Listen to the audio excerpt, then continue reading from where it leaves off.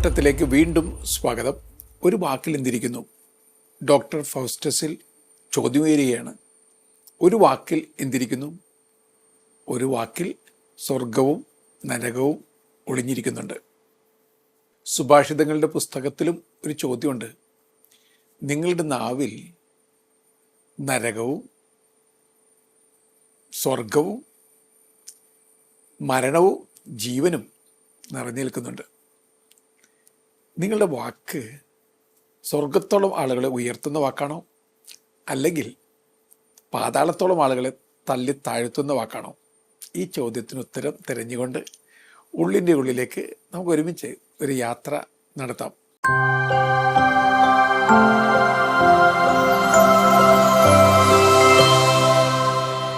1990 ജപ്പാനിൽ ഒരു പരീക്ഷണം നടത്തപ്പെട്ടു. ആ പരീക്ഷണം വളരെ രസകരമായിട്ടുള്ള പരീക്ഷണമായിരുന്നു. വാക്കുകൾ എങ്ങനെ നെഗറ്റീവ് പോസിറ്റീവ് എനർജി ഉണ്ടാക്കുന്നു, നെഗറ്റീവ് പോസിറ്റീവ് അറ്റ്മോസ്ഫിയർ ഉണ്ടാക്കുന്നു എന്ന് തെളിയിക്കുവാൻ വേണ്ടിയുള്ള കുറേ പരീക്ഷണങ്ങളാണ് നടത്തപ്പെട്ടത്. ഒരു 2 ഗ്ലാസ് ജാറിൽ വെള്ളം എടുത്തു വച്ചിരിക്കുന്നു.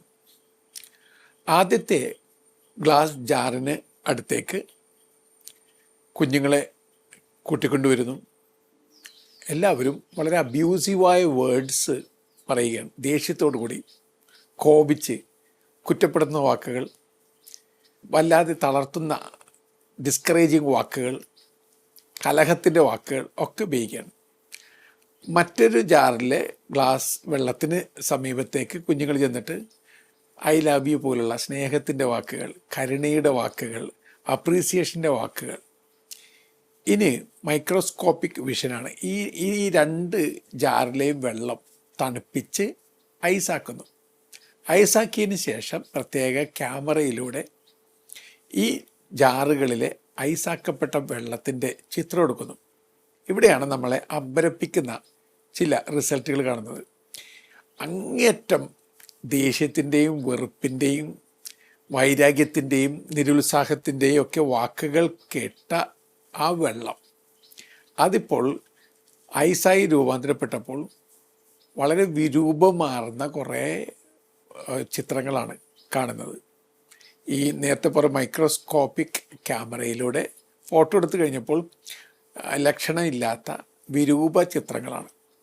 അതേസമയം കരുണാർദ്രതയുടെയും സ്നേഹത്തിൻ്റെയും അപ്രീസിയേഷൻ്റെയും വാക്കുകൾ ഏറ്റുവാങ്ങിയ ജലം പിന്നെ ഫ്രോസണാക്കി ഐസാക്കി അവിടെ ചിത്രമെടുത്തപ്പോൾ മഞ്ഞുപൂക്കൾ പോലെ കൃത്യമായ ഭംഗിയുള്ള വളരെ സിസ്റ്റമാറ്റിക്കായിട്ട് ക്രമീകരിക്കപ്പെട്ടതുപോലുള്ള കുറേ ചിത്രങ്ങൾ.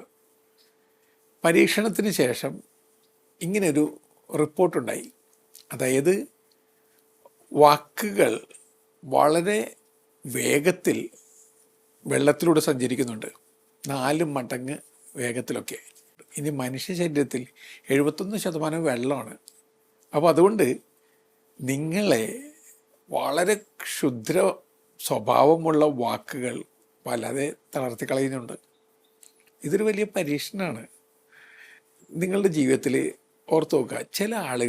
ചില ആളുകൾ എപ്പോഴും കുറ്റപ്പെടുത്തുന്ന, എപ്പോഴും നിങ്ങളെ മുറിപ്പെടുത്തുന്ന, വാക്കത്തി കൊണ്ടുനടക്കുന്ന മനുഷ്യർ അവരടുത്തേക്ക് വരുമ്പോൾ തന്നെ നിങ്ങളുടെ കൈകാലം തളർന്നു പോകും.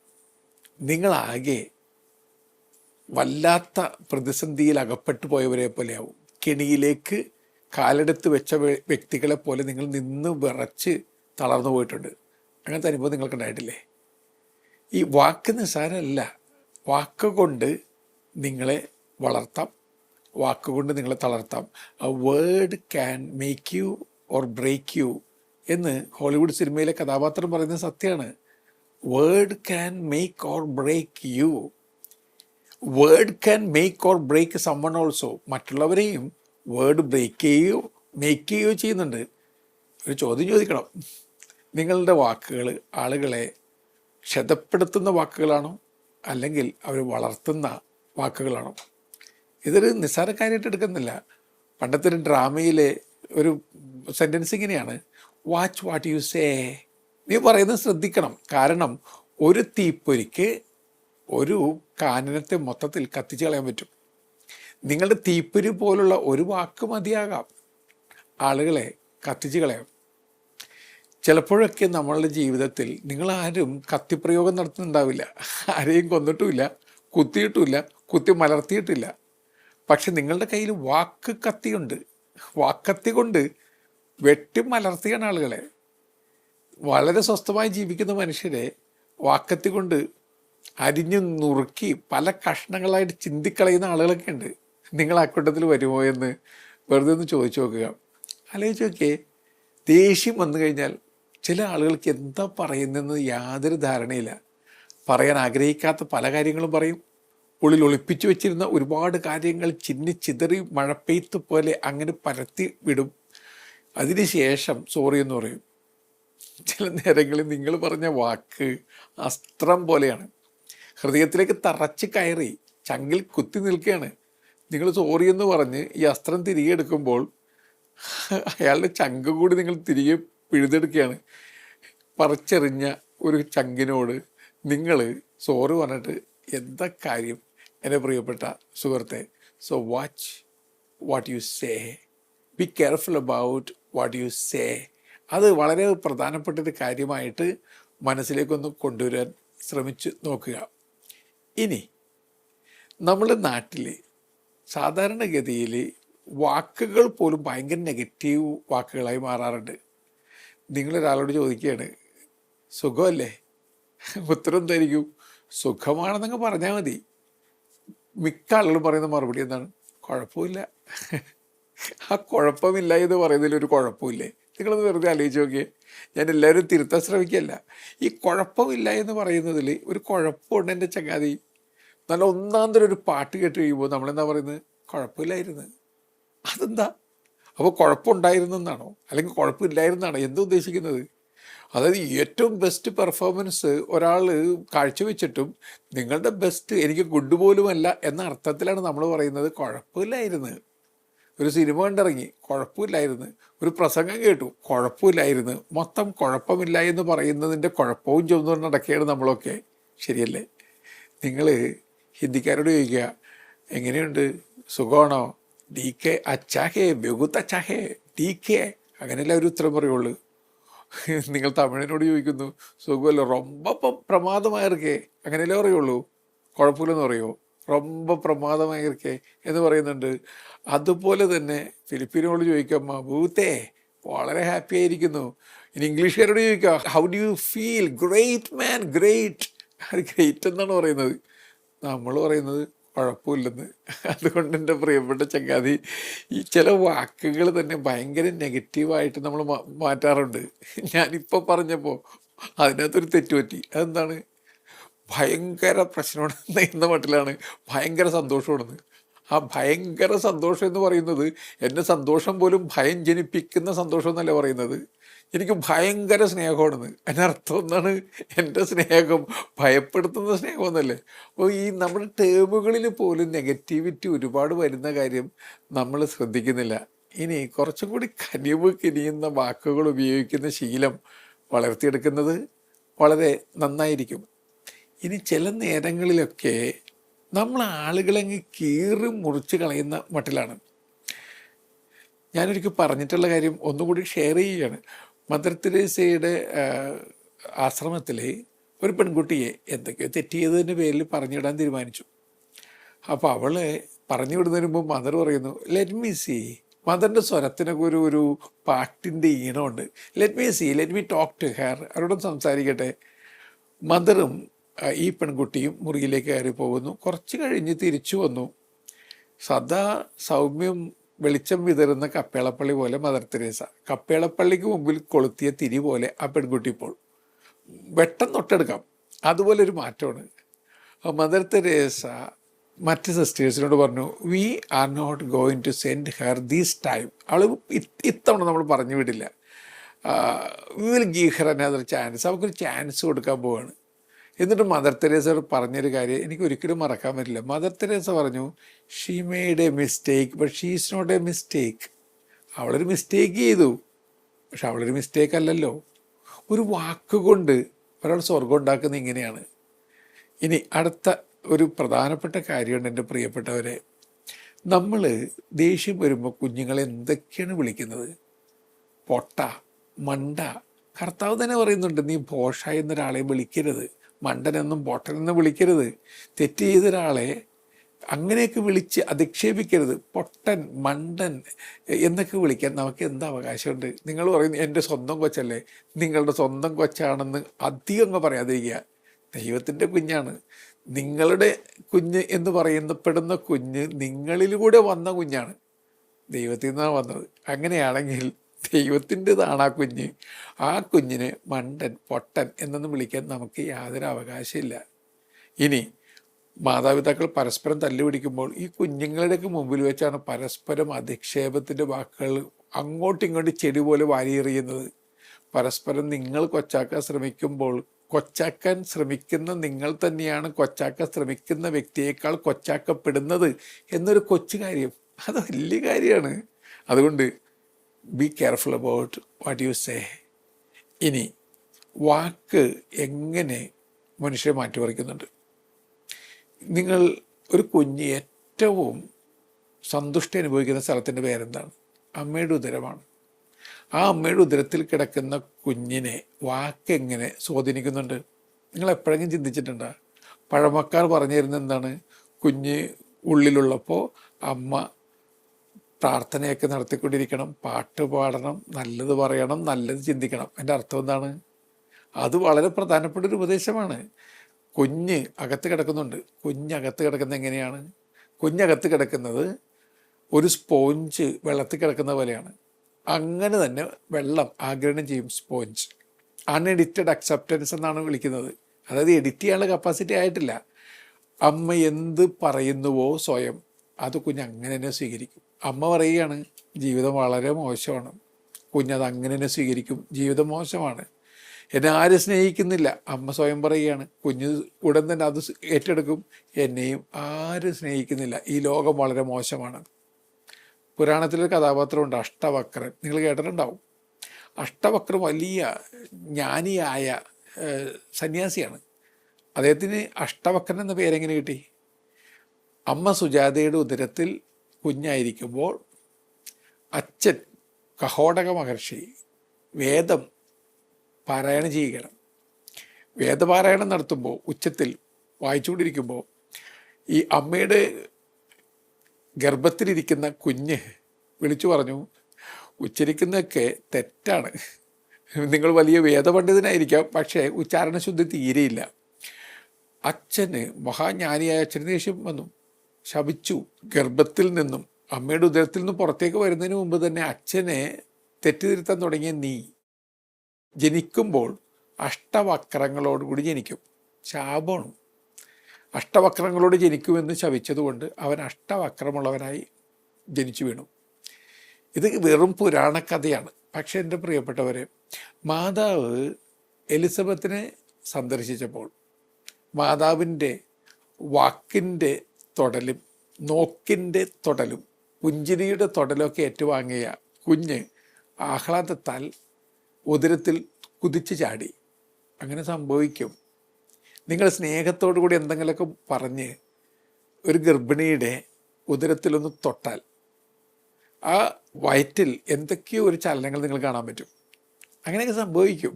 അപ്പം നിങ്ങൾ പറയുന്ന വാക്കുകളൊക്കെ വളരെ പ്രധാനപ്പെട്ടതാണ്. പറയാറുണ്ട്, ഇപ്പോൾ ഒരു ഗർഭിണിയായ ഒരു സ്ത്രീയുടെ ഭർത്താവ് തൊട്ടടുത്തിരുന്ന് വളരെ സ്നേഹത്തോടെ സംസാരിക്കണം, പ്രാർത്ഥനകൾ ചൊല്ലിക്കൊടുക്കണം, പാട്ട് പാടണം, സന്തോഷിപ്പിക്കണം. അങ്ങനെ എല്ലാ നന്മയും കുഞ്ഞിലേക്ക് ഇറങ്ങി ഇറങ്ങി മഴപ്പെയ്ത്ത് പോലെ ചെല്ലുമ്പോൾ കുഞ്ഞിന് തോന്നും ഈ ലോകം സുന്ദരമാണ്, ലൈഫ് ഈസ് ബ്യൂട്ടിഫുൾ. ഇത് വളരെ പ്രധാനപ്പെട്ട ഒരു കാര്യമായിട്ട് നമ്മൾ ഓരോരുത്തരും എടുക്കേണ്ടതല്ലേ? എനിക്ക് പരിചിതയായിട്ടുള്ള ഒരു സ്ത്രീ, അവർക്ക് എന്തുകൊണ്ടോ മക്കൾ ആൺമക്കളാകണമെന്നുള്ള ചിന്ത. നമ്മുടെ ചില അമ്മമാർക്ക് ഇങ്ങനെയുള്ള കുറേ ദുശാഠ്യങ്ങളുണ്ട്. എന്തുകൊണ്ടെന്ന് എനിക്കറിഞ്ഞുകൂടാ. ഇവർ ആദ്യത്തെ കുഞ്ഞ് ജനിക്കും മുമ്പ് പ്രാർത്ഥിച്ചു ആൺകുട്ടിയാകണമേ, അത് പെൺകുട്ടിയായിരുന്നു. രണ്ടാമത്തെ കുഞ്ഞ് ജനിക്കുന്ന മുൻപും പ്രാർത്ഥിച്ചു ആൺകുട്ടിയാകണമേ, പെൺകുട്ടിയായിരുന്നു. പിന്നെ മൂന്നാമത്തെ പ്രാർത്ഥന ആൺകുട്ടിയാകണമേ, അതും പെൺകുട്ടിയായിരുന്നു. ലേബർ റൂമിൽ അവരാദ്യം നോക്കിയത് കുഞ്ഞ് ആണാണോ പെണ്ണാണോ എന്നാണ്. പെണ്ണാണെന്നറിഞ്ഞപ്പോൾ ഇവർ ഹൃദയം പൊട്ടിയ മട്ടിൽ കർത്താവെ ചതിച്ചല്ലോ എന്ന് പറഞ്ഞ് ബോധം കെട്ട് വീണത്രേ. ആ പെൺകുട്ടി അവൾ അതീവ സുന്ദരിയാണ്, പല കഴിവുകളും ഉണ്ട് അവൾക്ക്. പക്ഷേ അവളുടെ ധാരണ ലോകത്തിലെ ഏറ്റവും അഗ്ലി ആയിട്ടുള്ള പെൺകുട്ടിയാണ് അവളെന്നാണ്. മാത്രമല്ല, അവൾക്ക് പലതരത്തിൽ പാടാനറിയാം, പ്രസംഗിക്കാൻ വേണമെങ്കിൽ സാധിക്കും, ക്രാഫ്റ്റിൽ അഗ്രഗണ്യാണ്. പക്ഷേ ഒരാളുടെ മുമ്പിൽ അവൾ പാടില്ല, അവൾ സംസാരിക്കില്ല, വിക്ക് വരും. ഇനി നല്ല ക്രാഫ്റ്റ് കപ്പാസിറ്റിയുള്ള പെൺകുട്ടി ഒറ്റയ്ക്കിരിക്കുമ്പോൾ സുന്ദരമായ പൂക്കളും മറ്റു കാര്യങ്ങളും കരകൗശല വസ്തുക്കളൊക്കെ ഉണ്ടാക്കും.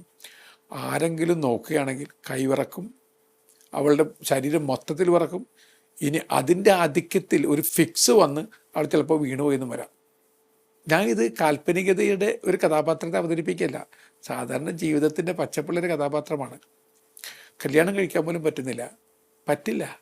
കാരണം ജന്മം നൽകിയ അമ്മ ശാപവാക്കുകൊണ്ടാണ് അവൾ ഈ ലോകത്തിലേക്ക് വരവേറ്റത്. എന്നെ കേൾക്കുന്ന പ്രിയപ്പെട്ട സുഹൃത്തുക്കളെ, നിങ്ങളുടെ കുഞ്ഞ് ജനിക്കുന്ന നേരത്തും മോസ്റ്റ് ഫോർമേറ്റീവ് പീരീഡ് എന്ന് പറയുന്ന അമ്മയുടെ ഉദരത്തിലായിരുന്ന സമയത്താണ്. ആ സമയം മുതൽ കുഞ്ഞിനെ കരുണാർദ്രതയുടെ വാക്കുകളുടെ മേലങ്കി ധരിപ്പിക്കുക. പിന്നെ വളരുന്ന സമയത്തായാലും പറ്റാവുന്ന വിധത്തിൽ പ്രോത്സാഹിപ്പിക്കുക, തെറ്റ് തിരുത്തേണ്ടടുത്ത് തിരുത്തുക. പക്ഷെ തെറ്റ് തിരുത്തി കൊച്ചിനെ തന്നെ ഒരു തുരുത്തു പോലെയാക്കി മാറ്റരുത്. ഒറ്റപ്പെട്ട, സ്നേഹിക്കപ്പെടാത്ത, അംഗീകരിക്കപ്പെടാത്ത ഒരു തുരുത്ത് അങ്ങനെയാക്കി മാറ്റുക എന്നുള്ളത് വല്ലാത്തൊരു ക്രൂരതയല്ലേ. ഇനി നമ്മുടെ വാക്കുകളെ കുറച്ചും കൂടി സുന്ദരമാക്കി മാറ്റുന്നതിനെക്കുറിച്ച് ചിന്തിക്കാം. ആദ്യം തന്നെ ഈശോയുടെ വാക്കുകൾ നോക്കിയേ. ഈശോയുടെ വാക്കുകൾക്ക് എന്ത് സുഖപ്പെടുത്തലിൻ്റെ സൗന്ദര്യമാണ്. നീ ലോകത്തിൻ്റെ പ്രകാശമാകുന്നു, എൻകറേജിങ് വേർഡ്സാണ്. നീ ഭൂമിയുടെ ഉപ്പാകുന്നു, എൻകറേജിങ് വേർഡ്സാണ്. ഭയപ്പെടേണ്ട, കർത്താവ് പറയുകയാണ്, ഞാൻ നിൻ്റെ കൂടെയുണ്ട്. വീണ്ടും കർത്താവ് പറയുന്നുണ്ട്, നീ എൻ്റെ കണ്ണിലെ കൃഷ്ണമണി പോലെയാണ്.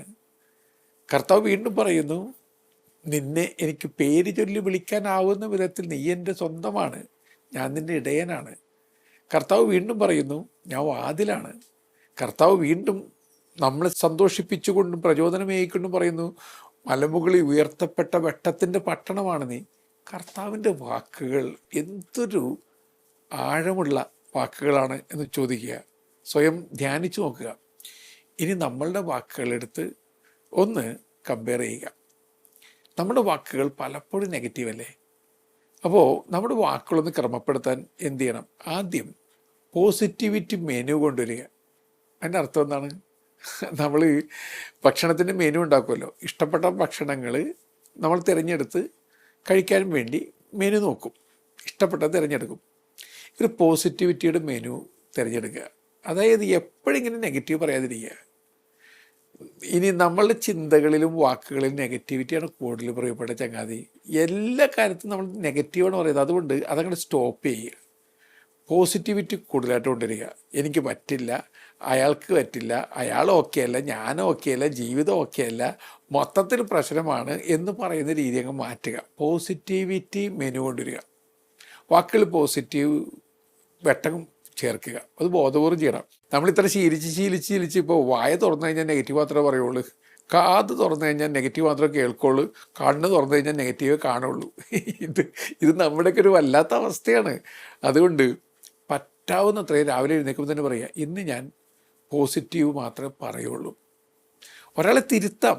തിരുത്തൽ വെറുതെ കത്തിക്കൊണ്ട് കീറിമുറിക്കുന്ന പോലെ ആകണമെന്നില്ല. ദേഷ്യപ്പെടുക പോലും ചെയ്യാം. ദേഷ്യപ്പെടുന്നതിൽ പോലും ഒരു പോസിറ്റിവിറ്റി ഉണ്ട്. കൺസ്ട്രക്റ്റീവ് ആങ്കർ തെറ്റാണെന്ന് ആര് പറഞ്ഞു? കർത്താവ് തന്നെ കൺസ്ട്രക്റ്റീവായിട്ട് ദേഷ്യപ്പെട്ടിട്ടില്ലേ? പക്ഷെ ആ ദേഷ്യത്തിന് ശേഷം ജീവിതം മൊത്തത്തിൽ മുരടിക്കുകയല്ല, വളരുകയും തളർക്കുകയാണ് ചെയ്തിട്ടുള്ളത്. അപ്പോൾ അങ്ങനെ പോസിറ്റിവിറ്റി മെനു കൊണ്ടുവരിക. രണ്ടാമതായിട്ട് ഈ നെഗറ്റീവ് നാൻസി എന്നൊരു കഥാപാത്രമുണ്ട് അമേരിക്കൻ ഡ്രാമയിൽ. നെഗറ്റീവ് നാൻസിയുടെ പ്രത്യേകത എന്നാൽ നെഗറ്റീവാണ് എപ്പോഴും. അപ്പോൾ ഈ നെഗറ്റീവ് നാൻസിമാരാണ് നമ്മളൊക്കെ, അറിയാതെയാണെങ്കിലും വാക്കുകളിലൊക്കെ കുഴപ്പമില്ല എന്ന് പറയുന്ന മട്ടിൽ നെഗറ്റിവിറ്റി ചേർത്തുകൊണ്ടിരിക്കുകയാണ്. ഈ നെഗറ്റിവിറ്റി പരമാവധി ഒന്ന് കുറയ്ക്കുക. നെഗറ്റിവിറ്റി കുറയ്ക്കുന്നതിൻ്റെ ഭാഗമായിട്ട് കംപ്ലൈൻറ്റ് കുറയ്ക്കുക, പരിഭവങ്ങൾ പറയുന്നത് കുറയ്ക്കുക, എപ്പോഴും താരതമ്യപ്പെടുത്തൽ കുറയ്ക്കുക. അനാവശ്യമായിട്ട് വിധിയെഴുത്തുന്നത് കുറയ്ക്കുക. ഇതൊക്കെ ഒന്ന് കുറച്ച് നോക്കി. ഞാനിതിങ്ങനെ വെറുതെ പറഞ്ഞു പോകുന്നതുകൊണ്ട് നിങ്ങൾക്ക് ജീവിതത്തിൽ ഗുണമുണ്ടാകണം. ഓരോ ദിവസവും എണ്ണി നോക്കുക. ഒരാളെ കാണുമ്പോൾ തന്നെ നമ്മളെന്താ ചെയ്യുന്നത്? അയാളെ അടിമുടി നോക്കിയിട്ട് ആദ്യത്തെ വിധിയെഴുത്തലാണ് മനസ്സിൽ. പിന്നെ നമ്മളിങ്ങനെ അയാളെക്കുറിച്ച് പറഞ്ഞുകൊണ്ടിരിക്കും. നമുക്ക് സംസാരത്തിൻ്റെ തന്നെ വിഷയം എന്താണ്? ആബ്സെൻ്റ് ആയ ഒരാളല്ലേ, അയാളെക്കുറിച്ച് പറയുന്ന പരദൂഷണമാണ് നമ്മുടെ സന്തോഷം. ഈ പരദൂഷണത്തിനൊരു വലിയ പ്രശ്നമുണ്ട്. അതെന്താണ് പ്രശ്നം? ഒരാൾ വീഴുന്നതിനെ ആഘോഷമാക്കി മാറ്റിക്കൊണ്ടിരിക്കുകയാണ്. നമുക്ക് നടത്താവുന്ന ഏറ്റവും വില കുറഞ്ഞ പൊങ്ങച്ചത്തിൻ്റെ പേരാണ് പരദൂഷണം. അതായത് ഒരാൾ വീണു, ഞാനിപ്പോഴും എഴുന്നേറ്റിരിക്കുകയാണ്, എനിക്ക് ഉറപ്പുണ്ടെന്ന് പറഞ്ഞുകൊണ്ടിരിക്കുകയാണ്.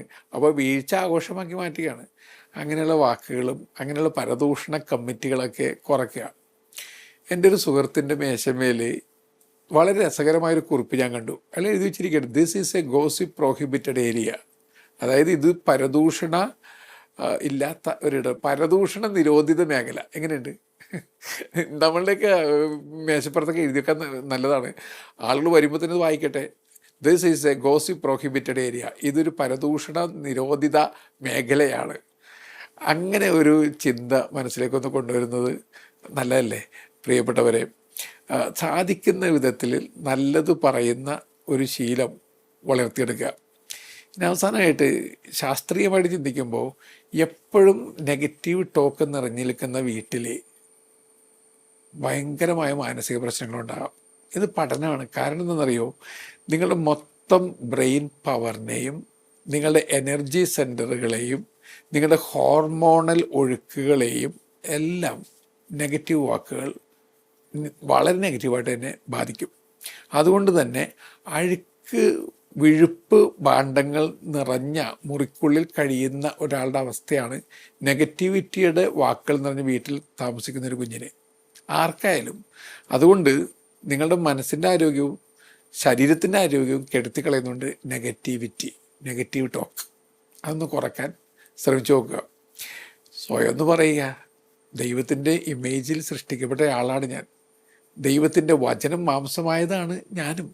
അങ്ങനെയാണെങ്കിൽ ദൈവത്തിൻ്റെ വചനം ഭൂമിയിലേക്ക് വന്നപ്പോൾ രക്ഷയുണ്ടായതുപോലെ ഞാൻ ചരിക്കുന്നിടത്ത് രക്ഷയുണ്ടാകണ്ടേ? അതുകൊണ്ട് ദൈവത്തിൻ്റെ ആ സന്തോഷം നിങ്ങളുടെ ജീവിതത്തിൽ നിങ്ങളുടെ വാക്കുകൾ നിറച്ചു വെക്കാൻ ശ്രമിച്ചു നോക്കാം. നല്ല യാത്ര നേരുന്നു.